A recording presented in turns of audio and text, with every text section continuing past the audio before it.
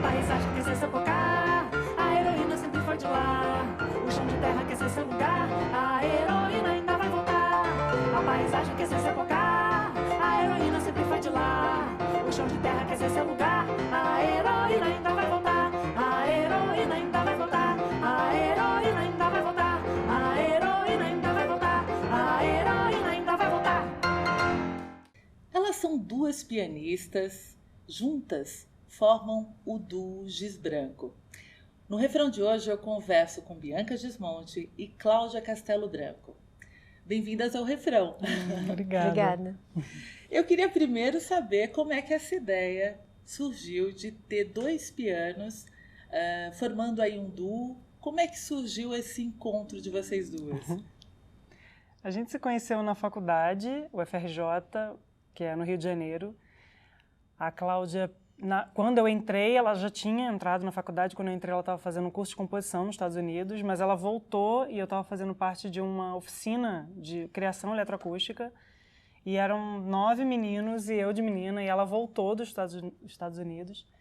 E ela quis participar e eu fiquei toda contente que ia ter uma outra mulher no grupo. E na sala tinham 2 pianos acústicos. Então, enquanto os meninos estavam botando os cabos, arrumando os instrumentos, a gente ficava tocando sempre, eu e ela. E aí as pessoas começaram a falar, vocês têm que tocar juntas. A gente começou a aproveitar o repertório que eu já tinha com meu pai, que eu já tocava há muito tempo, de 2 pianos, e começamos a pegar as matérias da faculdade e pronto. Vamos só explicar que o pai da Bianca, é claro, é o Egberto Gismonti, né? Sim.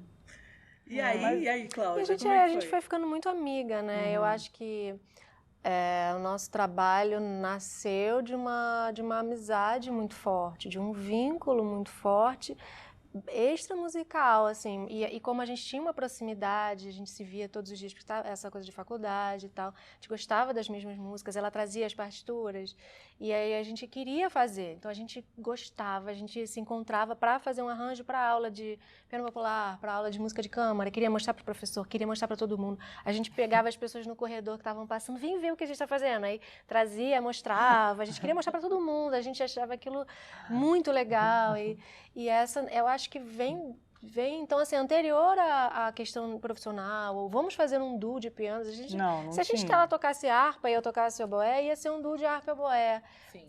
Era o que a gente tinha ali, né? E na verdade, assim, o que favoreceu foi que na UFRJ tem muitos pianos, muitas salas com 2 pianos. Então, no fundo, a gente vivia um pouco no mundo da fantasia de que aquilo era normal.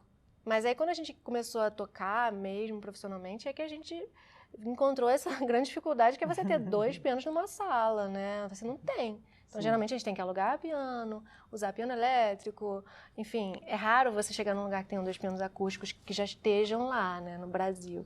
Mas a gente firmemente continua até hoje mostrando que, assim, é o que a gente quer, é o que a gente faz e é o que vai acontecer, né? Então, estamos aí. Assim como a Bianca, você também teve uma formação musical, veio de um conservatório, mas você não tem pais artistas, assim, né? Como é que foi teu encontro com a música? Na verdade, começou, como eu falei, aos 5 anos, quando eu comecei a estudar piano, por conta da minha mãe ter comprado um piano.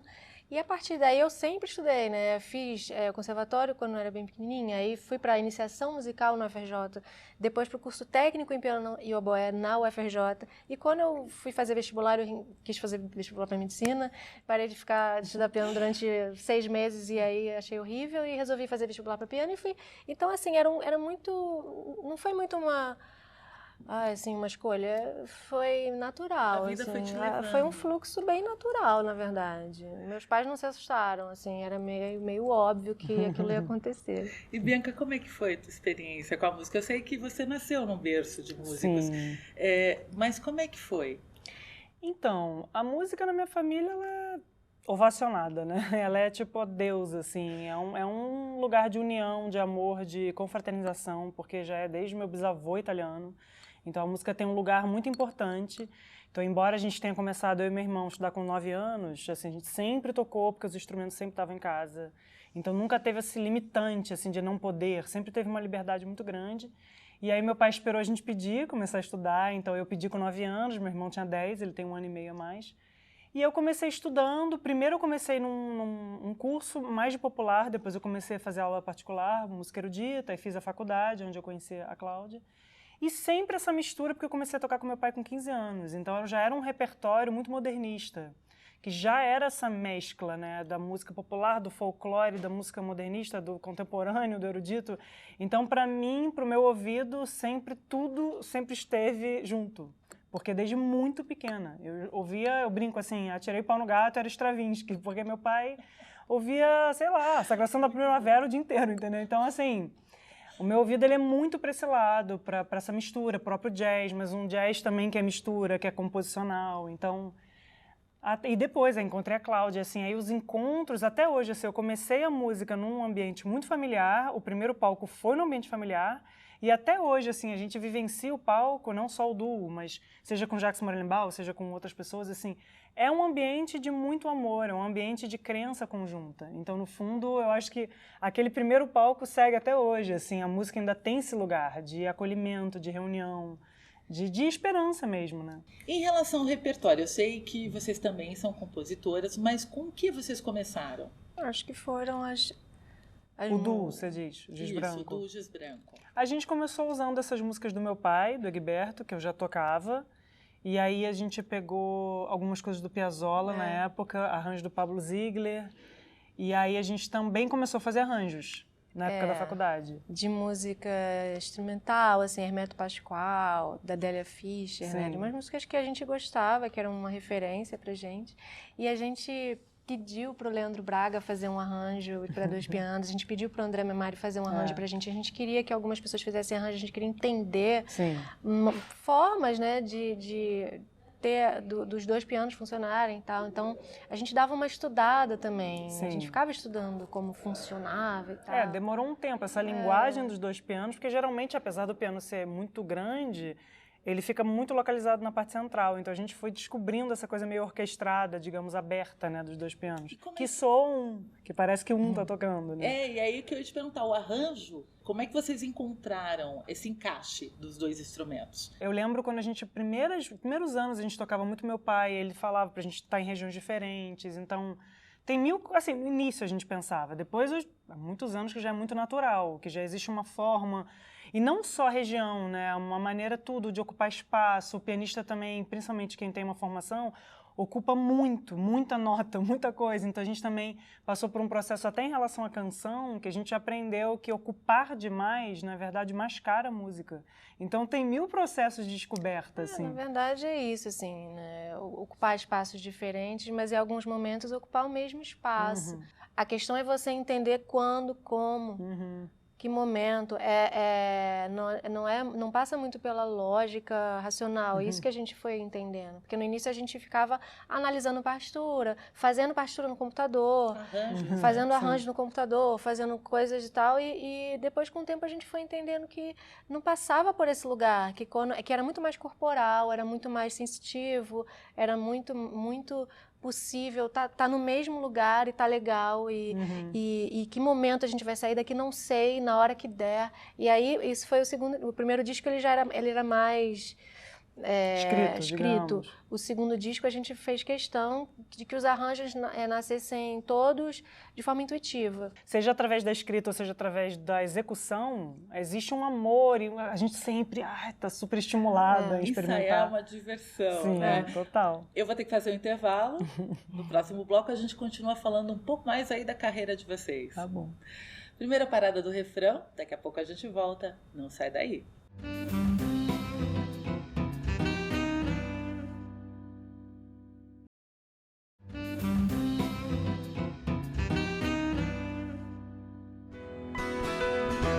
Se você tocar em mim, alaúde é emoção, eu me derreto suave, nuvem no avião, Himalaia e pneu, esse homem nu sou eu, olhos de contemplação. Maia, pigmeu, minha tribo me perdeu quando entrei no templo da paixão. De volta com o refrão, hoje com o Du Giz Branco. Eu falo com a Bianca Gismonti e também com a Cláudia Castelo Branco. Bom, agora falando das composições, eu sei que vocês têm parcerias incríveis. Como é que foi com Chico César? A gente conheceu ele em 2009, né? A gente ia tocar algumas apresentações no Teatro Ibirapuera, do Parque do Ibirapuera, em São Paulo. E a produtora, na época, na realidade, deu essa ideia. A gente já gostava muito, a Cláudia ainda mais, conhecia super bem a obra do Chico César. E eu me apaixonei também, e a gente teve a ideia de começar a fazer arranjo em cima da gravação de músicas dele.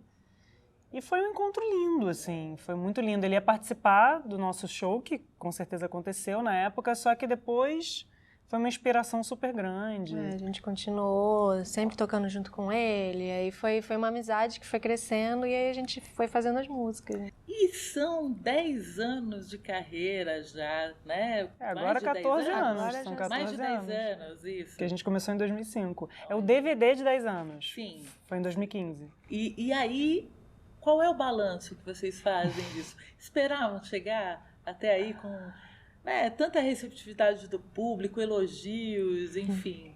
Olha, eu acho que é sempre uma emoção muito grande, né? Porque, no fundo, assim, você compartilhar do amor pela música e da esperança na vida, no fundo, é sempre muito estimulante, porque é o que a gente acredita. Então, é muito lindo terem pessoas que também não só seguem o Du Giz Branco, mas que seguem a música.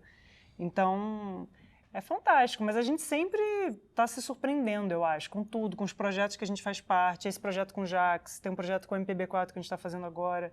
Então também tem muito aprendizado por parte dos encontros, aprendizado dessa amizade que gerou o Du até hoje.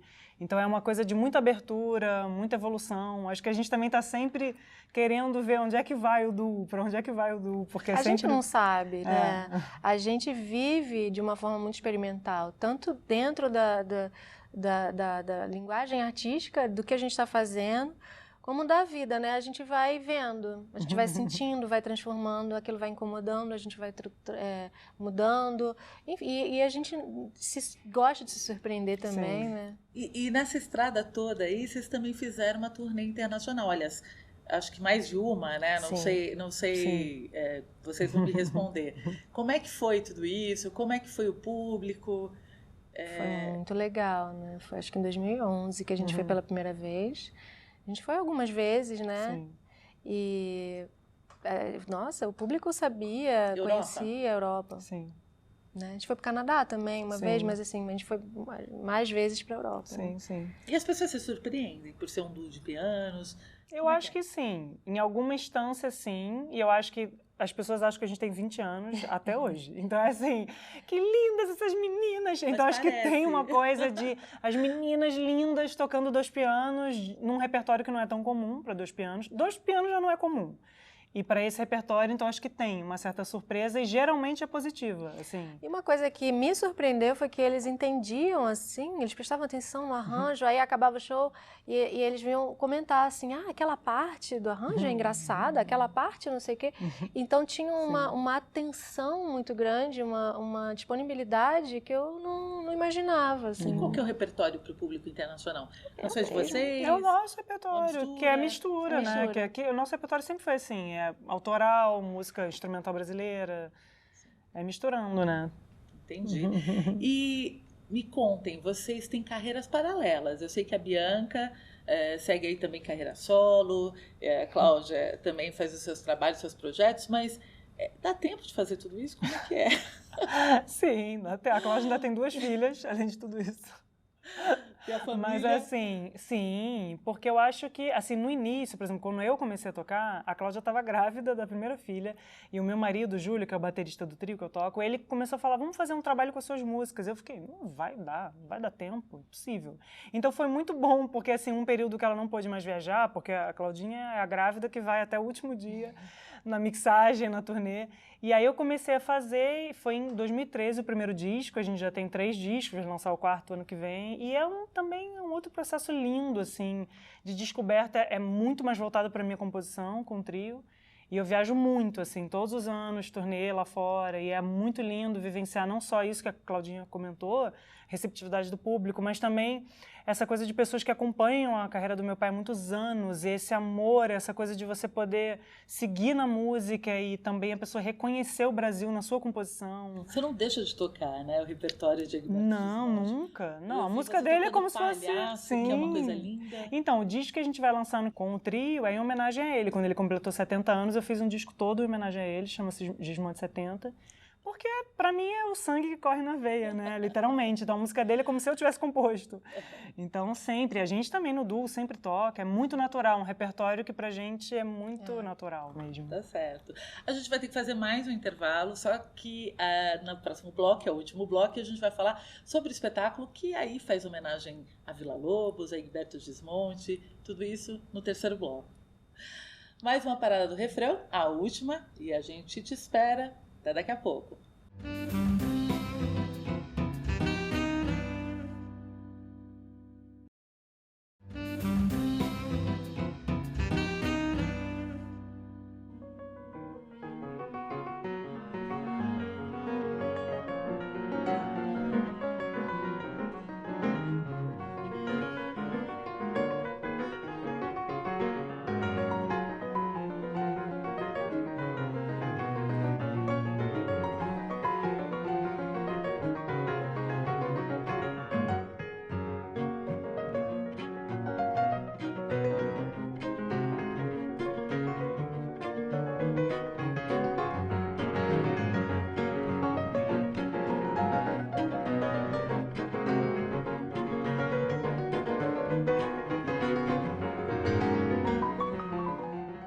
De volta com o refrão, hoje com o duo Giz Branco. Estou falando com a Bianca Gismonti e também com a Cláudia Castelo Branco.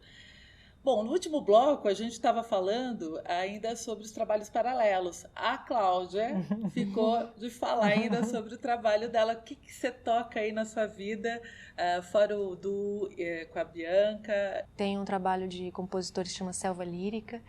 São 4 compositores e a gente fala muito sobre Brasil. Então tem uma pesquisa muito em cima do que seria a canção atual, né? De onde partir, para onde ir, tem esse lugar. E também participo de outros trabalhos, mas sempre um pouco nessa linguagem de música experimental, de música brasileira, enfim, é um trabalho mais voltado mesmo para a experimentação, que é a minha área. Assim. E esse trabalho que vocês levam relacionado aí à obra, à vida de Heitor Villa-Lobos? Eu sei que tem também uma homenagem de Villa a Egberto, né? E Sim. tem também o trabalho Villa 60, né? Que também homenageia Villa-Lobos. Qual é esse encanto que Villa-Lobos traz para os nossos corações, que as pessoas gostam tanto de tocar quanto de ouvir? Faz a gente ver o Brasil, né? Assim, o folclore e, ao mesmo tempo, o Brasil com a miscigenação que tem na sua origem, né? Que inclui indígena, que inclui o negro, que inclui o europeu e tantas culturas diferentes. Então, acho que ele, como muitos modernistas, trazem exatamente o que a gente estava conversando, que é essa visão atual e futurista e, ao mesmo tempo, falar do passado, onde não existe tempo, né? E é uma coisa da experimentação também, muito forte. E acho que tem as melodias, que são muito... Ele bebe na fonte do folclore, né? Ele usa o folclore como uma direção, né? Por isso que é difícil você ver a direção para o futuro, o que é, né, essa direção, mas ele traz isso muito forte e eu acho que isso pega muito profundamente no brasileiro, né? Porque você se reconhece ali.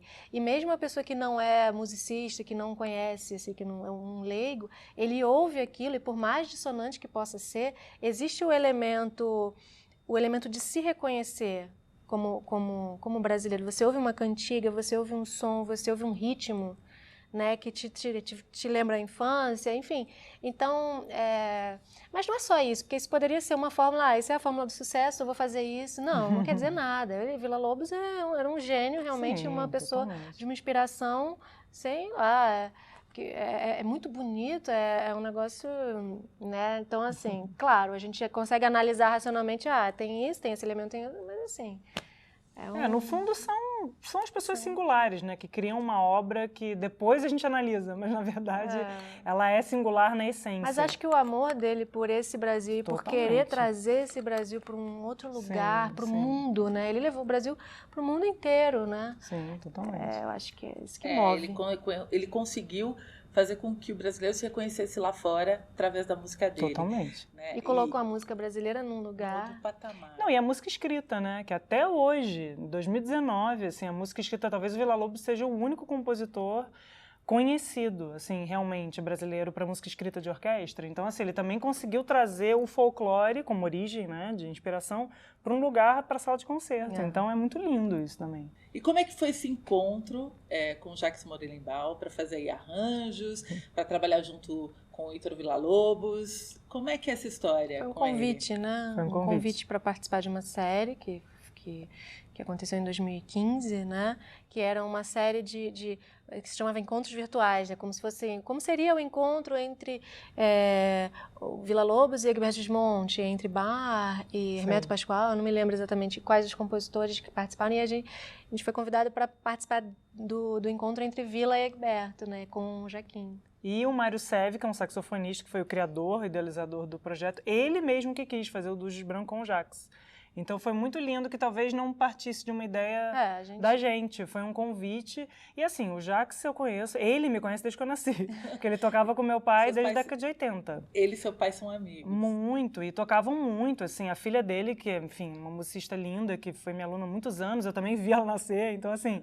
É uma ligação muito forte, mas a gente nunca tinha pensado sobre essa parceria. Então foi um convite para um projeto, só que a gente roubou o projeto para nossa vida. A gente ficou apaixonada pelo projeto e a gente continuou tocando. A gente até perguntou pro Mário Seve, né, na época, a gente pode continuar com esse projeto? Pode? Aí sim, a gente chegou a gravar um disco ao vivo na Sala Cília Meirelles, desse repertório. O violoncelo do maestro Jacques Morelenbaum realmente é uma combinação incrível. Não, piano e cello, 2 pianos e cello, é uma sonoridade muito linda. É um som melancólico. Sim, sim. Né?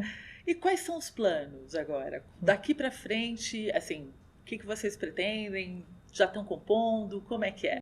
A gente tem tanta ideia... Que nem cabe. É uma loucura, porque a gente se encontra e começa a ter ideia, tem ideias que a gente já teve há muito tempo que ainda não realizou. E eu tô com uma filha de 3 anos, então assim, a gente passou por uma fase também de vamos fazer agora o que dá para fazer agora, que é o máximo e tal. Então assim, agora eu tô começando a voltar a enxergar cores, né? Então assim, agora a gente está começando a ter a sensação de que dá para realizar coisas novas e, no fundo, assim... O que a gente está fazendo hoje em dia, esse trabalho com o Jacques sempre, um projeto lindo que chama O Som da Palavra, que é uma homenagem à obra do Milton Nascimento com o Fernando Brant, com o MPB4, que foi outro aprendizado, é um repertório também, Milton Nascimento e Brant é outra aula de Brasil, de esperança. A gente sempre está, Pássaros, que é esse disco Chico César, sempre pensando em projetos novos. A gente está nessa de gravar, né, o Som da Palavra com o MPB4, a gente está agora buscando essa possibilidade de gravar, assim, bastante coisa. E como é que é fazer música instrumental no Brasil? Olha, eu nasci num lugar de música instrumental, então assim, é o que eu acredito. É o que formou minha família desde sempre. Então, eu sou totalmente esperançosa, assim, apesar das dificuldades factuais, mas assim, eu acho que quando você acredita e você realmente se empenha para aquilo, eu não teria nem como falar o contrário, porque a minha família é formada a partir disso, né? Então, eu realmente acredito muito, assim, não só no duo, mas quando eu viajo com trio, assim, as pessoas precisam desse repertório, sabe? E canção também, eu digo assim, a canção, a música instrumental, quando você acredita naquilo e o público, eu cada vez me surpreendo mais, assim, viajando muito, principalmente com trio, assim, é muito lindo e dá muita esperança. Por isso que a gente gosta tanto de palco também. Não só a adrenalina, a coisa do momento, mas estar com o público perto é muito lindo. E as pessoas precisam, né, Cláudia? Acho que sim. Acho que trazer esse repertório, por exemplo, Vila Lobos, a gente toca Camargo Guarnieri, Cláudio Santoro nesse show. Só que não é da forma tradicional, assim, da forma como foi escrita, né? A gente traz a nossa impressão sobre aquela obra. Então, também é uma outra visão. Não é uma coisa assim, a gente tá tocando aqui o arranjo tal e qual. Não, 2 pianos. A gente já não é o original. E são 2 pianos, e aí do jeito que dá vontade, do jeito que a gente sente, a gente muda o que a gente quer mudar. Então, tem uma liberdade muito grande que a gente se dá, porque a gente precisa dessa liberdade, né? Então, assim, a gente tem tanta dificuldade com outras coisas que no nosso território, no nosso lugar de trabalho, a gente se dá a liberdade. Sim. E é através dessa ideia de liberdade que eu acho que a gente traz essa conexão com o público. É para isso, né? Não é só para mostrar o repertório. Mostrar o repertório, a pessoa pode ouvir um disco. A gente quer mostrar uma outra coisa, é muito além, né? É muito além da música. Você tem como ser criador interpretando, criador arranjando, criador compondo. Então é uma coisa de... Aquele repertório, ele é muito instigante, né? Inspirador mesmo. E eu vou ter que encerrar o programa, porque infelizmente acabou. Espero que vocês continuem aí por muito tempo inspirando outras pessoas, né? E nos agraciando com tanta música boa, né? E um repertório tão incrível que vocês vem dando aí para o público. Sorte. Obrigada. A gente que agradece, vida longa, eterna para o programa Refrão, porque isso também é uma oportunidade linda para as pessoas terem acesso a trabalhos e se inspirar e ter esperança. Então, parabéns. Obrigada, gente. E é isso aí. A gente fica por aqui. Acompanhe nossa programação no site da TV Justiça e também no nosso canal no YouTube, TV Justiça Oficial. Próxima semana tem mais Refrão e eu te espero. Agora você fica com mais um pouco do Duo Giz Branco.